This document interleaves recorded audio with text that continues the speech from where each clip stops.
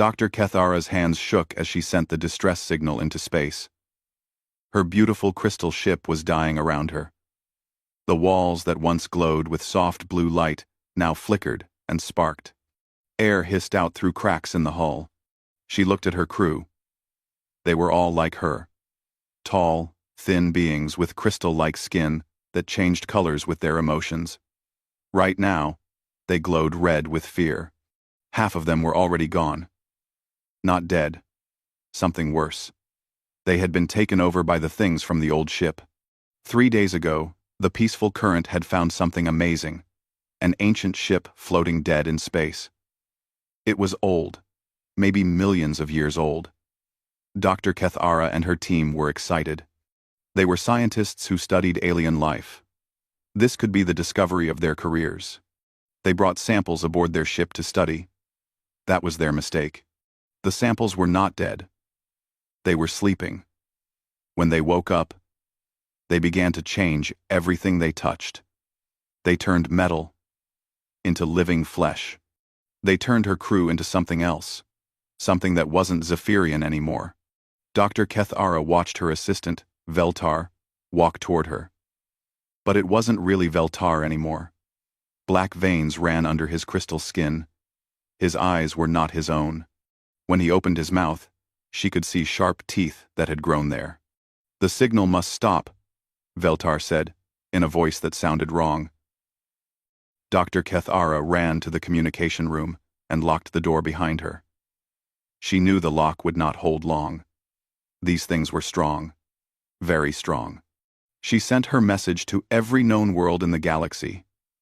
"This is the research ship Peaceful Current. We need help. We found something terrible. It is taking over our ship and our crew. Please, someone help us." Then she waited. The first reply came from the Altarian Council. They were a wise race known for their careful thinking. "We have received your message," they said. The Centauri Collective responded next. They were philosophers and deep thinkers. "Your situation raises many questions," they said. "We must think about whether helping you is the right thing to do. This may take some time." More replies came in. The Vegan Confederacy said they needed to run tests on their computers first. The Andromedan Alliance said they were too far away to help quickly. The Core Worlds said the situation was too dangerous for their peaceful ships. One by one, every major power in the galaxy found reasons not to come. They were afraid. They were worried about their own safety. They had their own people to think about. Dr. Kethara felt her hope dying. The things outside the communication room were breaking through the door. She could hear metal bending and tearing. Soon, they would have her too. Far away, on the edge of known space, Captain Sarah Chen was having a bad day. Her cargo ship, the Broken Arrow, was old and ugly. It was full of people that polite society didn't want around.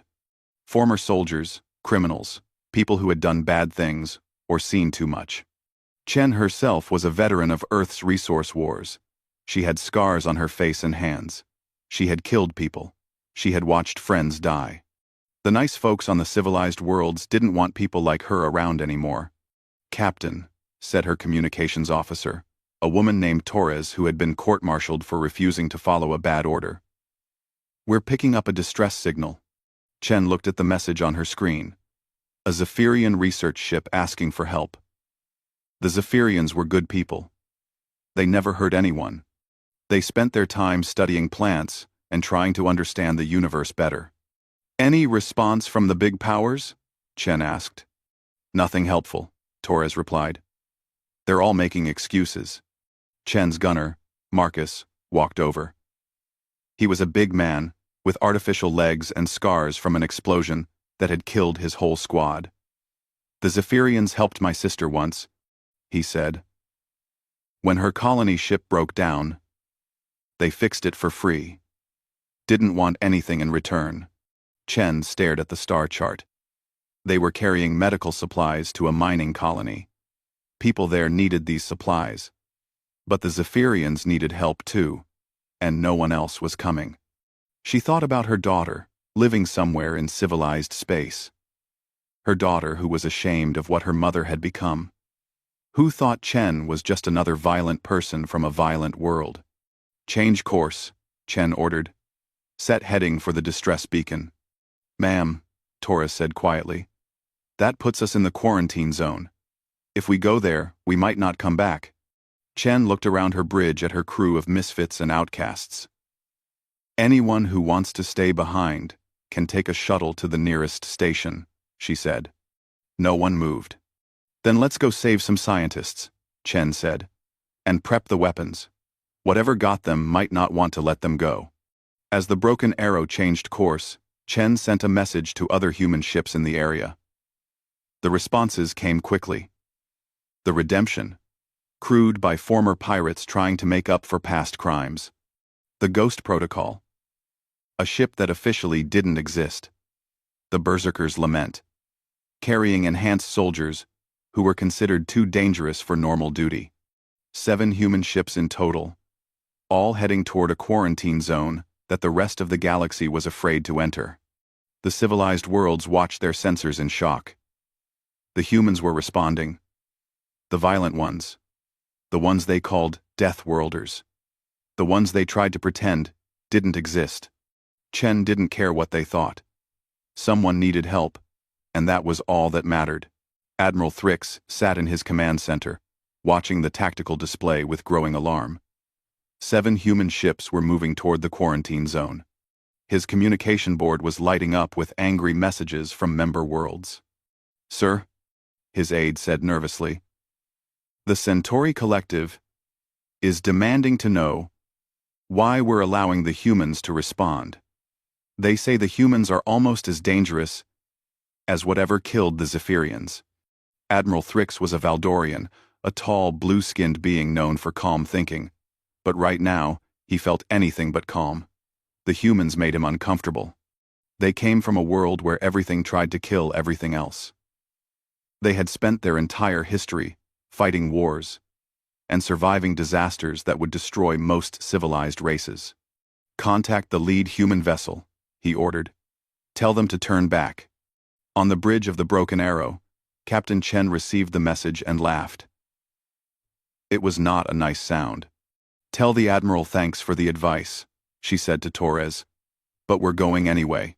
Chen opened a channel to the other human ships that were coming to help. She could see their captains on her screen.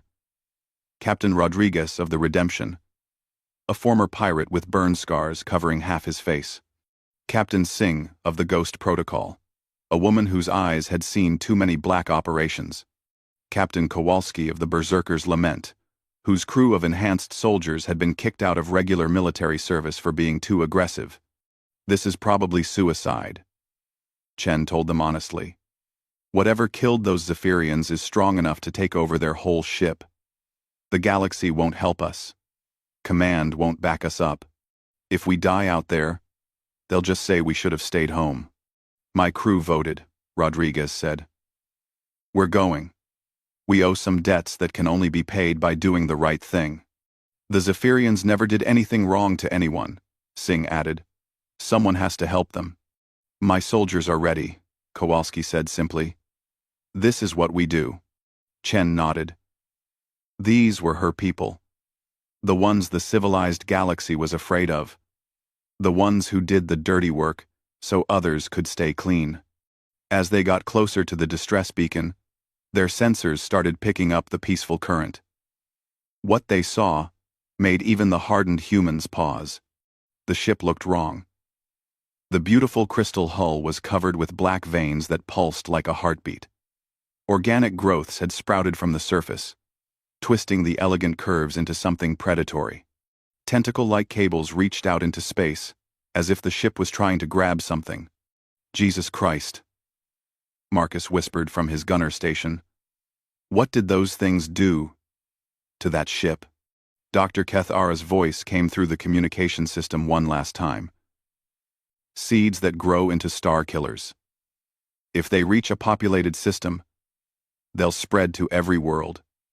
Please, you have to stop them. The transmission ended in screaming. Chen stared at the twisted ship on her screen. Around the galaxy, Billions of beings were watching their sensors, waiting to see what the humans would do. The civilized races had committees and councils and careful procedures for everything. But sometimes there wasn't time for committees. All ships, Chen said into her communicator, form attack pattern Delta. We're going in hard and fast. The human ships spread out around the infected vessel. Their weapons were crude by galactic standards. Kinetic cannons that fired metal slugs. Plasma guns that were more brute force than precision. Missiles with explosive warheads that made a lot of noise and destruction. The civilized races had elegant energy weapons that could slice through targets with surgical precision. They had defensive shields that could stop most attacks. They had sophisticated scanners that could analyze any threat.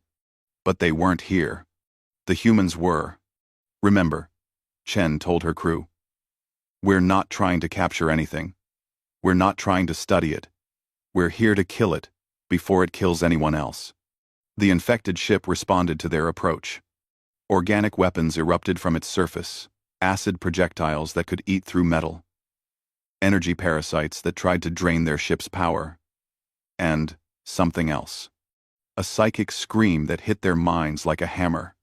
Most civilized races would have been driven insane by that sound. But humans had lived with violence their whole lives. They had learned to keep fighting, even when they were afraid. The battle began. Chen's ship fired its main guns, sending heavy rounds into the infected vessel's hull. The other human ships joined in, creating a storm of weapons fire that lit up space around the peaceful current. The infected ship fought back with weapons that no database had ever recorded. But human weapons were simple and effective. When an acid projectile ate through their armor, they patched it with metal plates. When energy parasites drained their power, they switched to backup systems.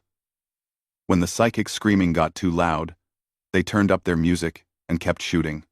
"Ma'am," Torres called out over the noise of battle. "I'm reading multiple biosignatures inside that ship. Some might still be alive." Chen made her decision. Around the galaxy, the civilized races watched in amazement and horror as the humans did what they always did when faced with a problem. They attacked it head-on with overwhelming violence. It was exactly what the situation needed. The infected ship's defenses started to weaken under the constant assault. But Chen knew they were running out of time. Whatever those things were, they were trying to send something to other star systems. If they succeeded, this nightmare would spread across the galaxy.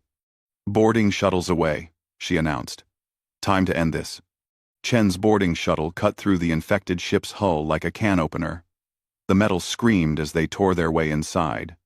The moment the airlock opened, she knew they were in hell. The corridors that had once been clean and bright were now covered with organic slime. The walls pulsed like they were alive. Veins of black infection ran everywhere, carrying something that glowed sickly green. The air was thick with spores that made her eyes water through her helmet. "Stay together," Chen ordered her team. "Watch your corners. Don't touch anything unless you have to." Her team was small, but deadly. Marcus, with his heavy plasma rifle. Santos, a demolitions expert who could blow up anything. Williams, a medic who had seen every kind of wound imaginable. And Torres, who carried enough ammunition to supply a small army. They moved through the ship carefully. Every step squelched in the organic matter covering the floor. Sometimes, the walls moved on their own, like they were breathing. Strange sounds echoed from deeper inside the ship. Not quite mechanical, not quite animal. "Captain," Williams whispered, "I'm reading life signs up ahead. Faint, but still there." They found the first survivor in what used to be the ship's library. It was a young Zephyrian, barely more than a child. Half of her crystal body was covered with the black infection. But she was still herself, still fighting it. "Help me," she whispered in broken standard. "It hurts. It wants to use me." Santos knelt down beside her, his scarred face gentle despite his reputation as a killer. "We'll get you out of here, kid. Just hold on." But as they tried to lift her, the infection spread faster. The girl screamed as black veins raced across her crystal skin. Her eyes went dark, and when she looked at them again, something else was looking back. "Fresh hosts," she said in a voice that wasn't hers. "The collective welcomes you." Chen put a plasma bolt through the girl's head without hesitation. "Jesus, Captain," Marcus said quietly. "She was just a kid." "She was already gone," Chen replied. "And if we don't stop this thing, a lot more kids are going to die." They pushed deeper into the ship. The infection got worse the further they went. In the crew quarters, they found more survivors who weren't really survivors anymore. People who begged for help with their own voices while their infected bodies tried to kill the rescue team. Each time, Chen made the hard choice. Each plasma bolt was another weight on her soul. They reached the research lab where it all started. Dr. Kethara was there. Barely alive. The infection had taken most of her lower body, turning her crystal legs into writhing tentacles. But her mind was still clear. "You came," she whispered. "I knew someone would come." "We're going to get you out of here," Chen said, though she could see it was already too late. "No," Dr. Kethara said firmly. "Listen to me. The specimens we found, they're not from this galaxy. They're scouts for something bigger. Listen to me. They're scouts. Something hungry that lives in the dark between galaxies." She coughed, and black fluid came out of her mouth. "The ship is sending a signal now, calling to its masters. But that's not the worst part. It's also launching spores to 3 different star systems. Each spore will grow into a new beacon. The infection will spread exponentially." "Where are the spores?" Chen asked. "Already launched. But they're still connected to the ship by quantum entanglement. If you destroy the ship while they're connected," she smiled weakly, "you'll take them with you." Santos was already checking his equipment. "I can overload the ship's reactor," he said. "But we need to be connected to those spores when it goes. The blast will have to happen while we're still here." "How long do we have?" Chen asked. Santos looked grim. "About 30 seconds from when I start the sequence." Chen looked at her team. These were people who had been thrown away by society. Criminals, misfits, killers. But they were also heroes, even if no one would ever call them that. "Anyone who wants to leave can go now," she said.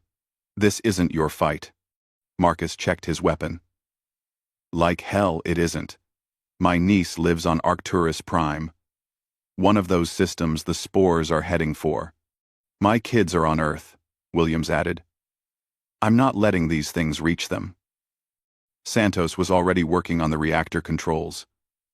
"Besides, Captain, someone has to stay and make sure this thing actually blows. Can't do that from a shuttle." Torres activated her communicator. "This is Broken Arrow Team to all ships. We're setting charges to destroy the vessel. All human ships need to withdraw to minimum safe distance. Tenter." The response came from Captain Rodriguez. "Understood, Broken Arrow. It's been an honor serving with you." Around the galaxy, civilized beings watched their sensors as the human fleet pulled back from the infected ship. All except one small shuttle that stayed connected to the hull. Chen's team worked quickly to plant charges throughout the ship's vital systems. The infection fought them every step of the way. Tentacles tried to grab their weapons. Acid dripped from the ceiling. The ship itself seemed to know what they were doing and tried to stop them. But they were humans from Earth, a world that had tried to kill them since birth. They were used to fighting for survival. Santos finished his work on the reactor. "That's it, Captain. 30 seconds when I hit this switch." "Doctor," Kethara grabbed Chen's hand with her remaining crystal fingers. "Thank you," she whispered. "Tell the galaxy that the Zephyrians remember their friends." Chen squeezed the dying scientist's hand. "They'll remember you too." Santos hit the switch. The reactor began to overload, building toward an explosion that would tear apart the ship and anything connected to it.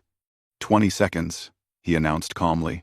The humans stood together in the research lab, facing death with the same determination they had faced everything else in their hard lives.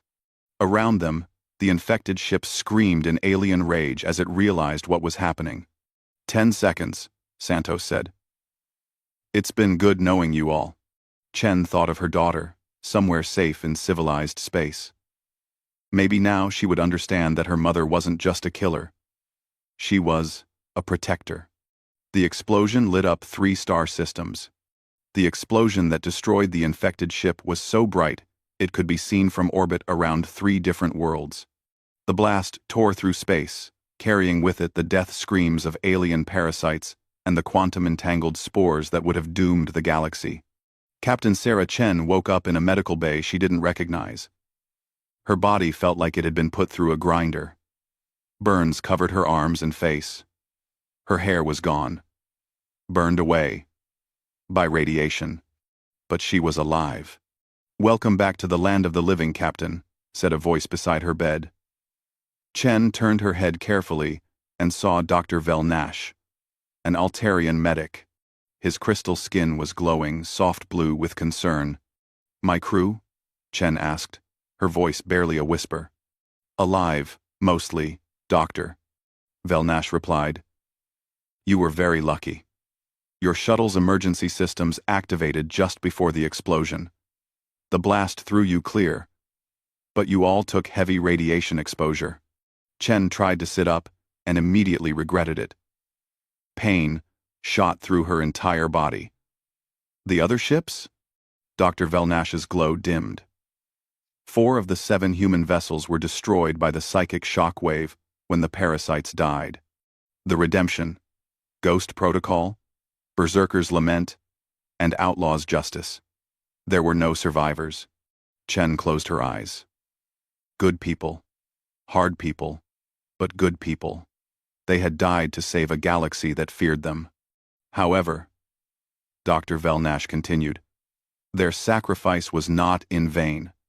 The spores were destroyed before they could reach their target systems. The infection has been stopped. Over the next few days, as Chen recovered, she learned what had happened after the explosion. The civilized worlds had finally acted, not to fight, but to rescue the surviving humans. Ships from dozens of different species had rushed to the battle site to pull survivors from the wreckage. The same governments that had refused to help with the rescue were now falling over themselves to offer aid to the humans who had saved them. "Captain Chen," said her communications officer, Torres, as she limped into the medical bay on crutches. "You need to see this. We're getting messages from everyone." The list was long. The Altarian Council wanted to give Chen their highest honor for bravery. The Centauri Collective was discussing naming a constellation after the human fleet. The Vegan Confederacy offered to build a memorial to the fallen crews. Even Earth Command was ordering all human vessels to return from frontier duty for a hero's welcome. Chen read the messages in silence. Then she looked up at Torres. "What do you think?" Torres, whose face was bandaged from burns but whose eyes were still sharp, shook her head. "I think they're feeling guilty, ma'am. They let us do their dirty work, and now they want to feel better about it." Chen nodded. "Send the same reply to all of them. Tell them we didn't do this for honors, or medals, or parades. We did it because it needed doing. Tell them if they really want to honor the dead, they can start by not pretending people like us don't exist." Meanwhile, in the deep darkness between galaxies, ancient things stirred. The Devourers had lost their scouts, their carefully planted seeds destroyed by creatures they had not expected to encounter.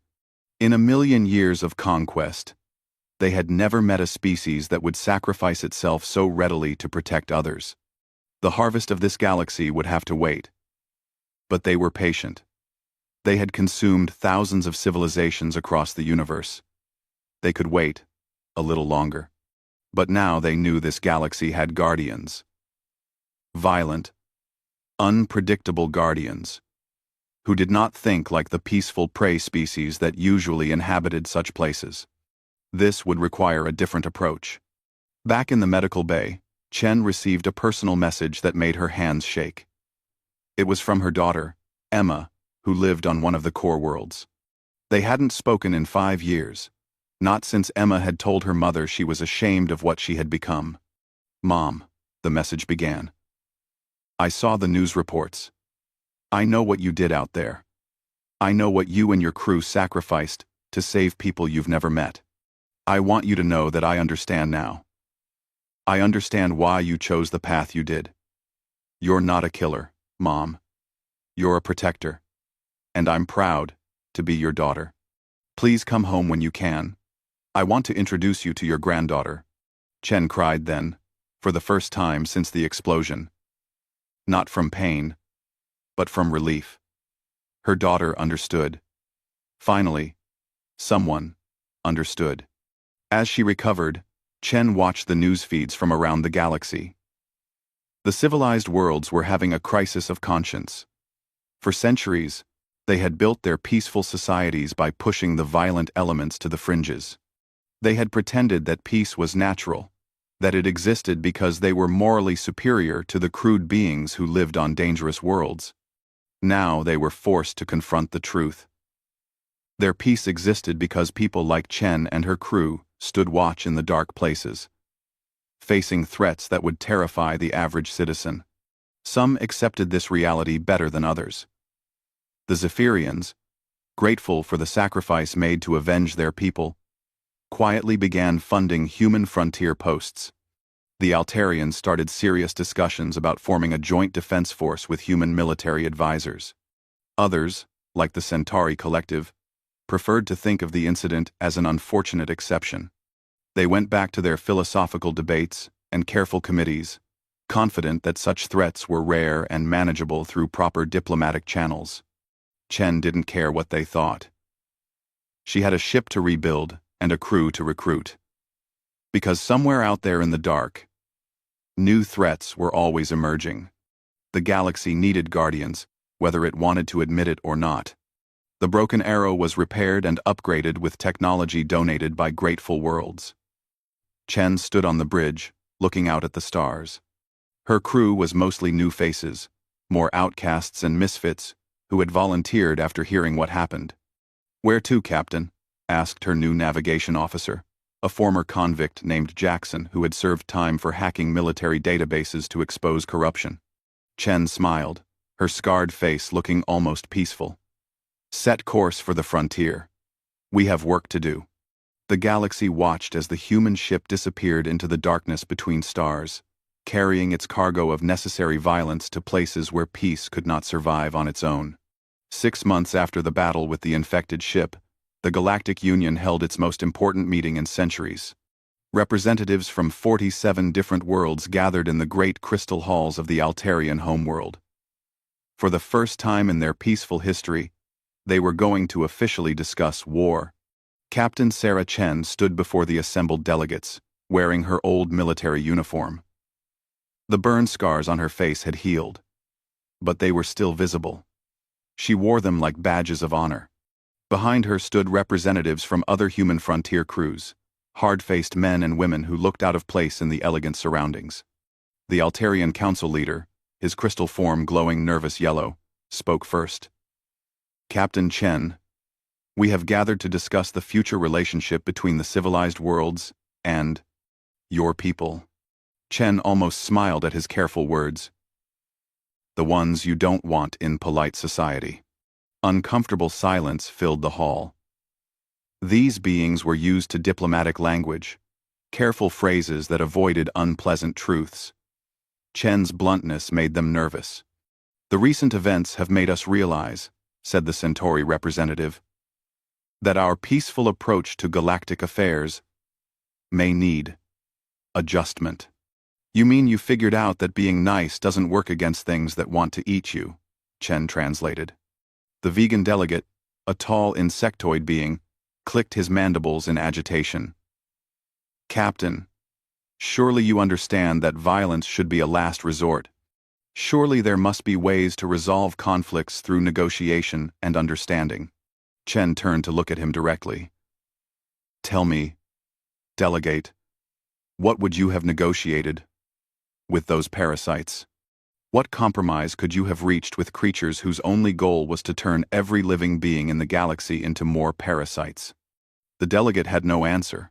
The human ambassador to the Galactic Union, a diplomatic woman named Carter, tried to smooth things over. What Captain Chen means is that humanity is willing to work with the Union to ensure galactic security through proper channels. No, Chen said firmly. That's not what I mean at all. She stepped forward, her boots clicking on the crystal floor. Around her, the most powerful beings in the galaxy shifted uncomfortably. You want to know what humanity learned from this mess? Chen asked. We learned that the galaxy is full of things that want to kill you. We learned that most of you are too civilized to fight back. We learned that while you're forming committees and having debates, people die. The Zephyrian representative, Dr. Senthara, stood up. She was a survivor of the infected ship, saved by Zephyrian medical technology but forever changed by what she had experienced. Captain Chen speaks truth, she said in her musical voice. My people are grateful beyond measure for human sacrifice. We ask, what do you propose we do? Chen looked around the room at all the elegant beings in their beautiful clothes, living in their peaceful worlds. Keep doing what you're doing, she said. Keep building your art and advancing your science. Keep being the good guys. Someone has to be worth protecting. But, prompted the Altarian Council leader, but stop pretending that peace exists in a vacuum. Stop pretending that your civilization doesn't need guardians. Stop acting like the people who protect you are somehow beneath you. Chen activated a holographic display showing the galaxy's outer rim. Red dots marked human outposts scattered across the frontier. Humanity will maintain bases in the dark spaces between your civilized systems, she announced. Human crews will patrol the places you don't want to go. We'll watch for threats that prefer prey to predators. The room erupted in concerned murmurs. The idea of officially acknowledging human military presence was disturbing to beings who had spent centuries avoiding such realities. And in return, asked the Andromedan representative. Stop pretending we don't exist, Chen said simply. Provide medical care for our wounded, support for our families, and when we die protecting your worlds, remember why we died. The debate that followed lasted 3 days. Some delegates argued that officially recognizing human guardian forces would encourage militarization. Others worried about giving too much autonomy to people they considered dangerous.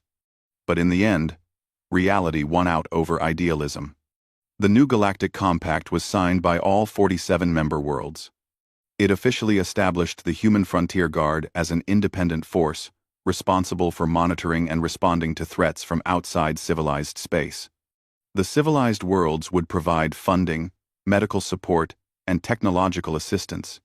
In return, humanity would ask no questions about internal politics, would not interfere with civilian governments, and would limit their activities to the frontier zones. It wasn't perfect. Many delegates signed the document while holding their noses, uncomfortable with formally acknowledging that their peace depended on human violence. But Dr. Senthara's testimony about what would have happened if the humans hadn't responded had convinced even the most reluctant members. After the signing ceremony, Chen walked through the crystal gardens of the Altarian capital. The beauty here was incredible. Flowers that sang in harmonious tones, trees that grew in mathematical spirals, water that flowed upward in defiance of gravity. Ambassador Carter found her there. You could have handled that more diplomatically, she said. Chen shrugged. Diplomacy is your job. Mine is keeping these people alive long enough to create beautiful things. The other human governments aren't happy with this arrangement, Carter continued. They think you've committed us to a role we didn't ask for. Good thing it's voluntary then, Chen replied. Any human who doesn't want to serve on the frontier doesn't have to. There are always enough volunteers. And there were. Within weeks of the compact's signing, applications flooded in from across human space. Veterans looking for purpose, criminals seeking redemption, outcasts wanting to belong to something bigger than themselves. Chen returned to her rebuilt ship, now officially designated HFG Necessary Evil. Her crew had grown to include beings from other species. A few Zephyrians, who had survived the infection. Some Altarians, who had been exiled for being too aggressive for their society. Even a couple of reformed Centauri, who had gotten tired of endless philosophical debates. "Where to now, Captain?" asked Torres, who had been promoted to first officer. Chen looked at the star charts showing the frontier zones. Dozens of dark areas where no civilized ship dared to go. Places where things lurked that the galaxy didn't want to think about. "There," she said, pointing to a region where their sensors had detected strange energy readings. "Something's out there. Probably nothing good."